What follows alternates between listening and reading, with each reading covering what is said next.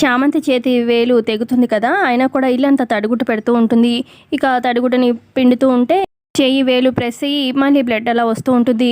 ఇక అయ్యో అని చెప్పి గబగబా చంద్రిక వస్తుంది. ఇక ప్రేమ్ కూడా వచ్చి చూస్తాడు. ఇక చామంతి చెయ్యి వేలు పట్టుకొని చూస్తూ ఉంటాడు బ్లడ్ వస్తూ ఉంటే. ఏంటి చామిది, చూడు ఇలాంటి పనులు చేయడం అవసరమా?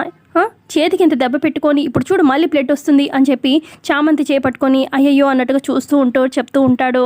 ఇక అప్పుడు చామంతి చేయి విదిల్చుకొని, ఏంటి మీరు నాకు తెలుసా, తెలియని వాళ్ళు వచ్చి చేయి పట్టుకుంటే ఊరుకుంటారు ఎవరైనా అని చెప్పి చామంతి కోపంగా అక్కడి నుంచి వెళ్ళిపోతుంది.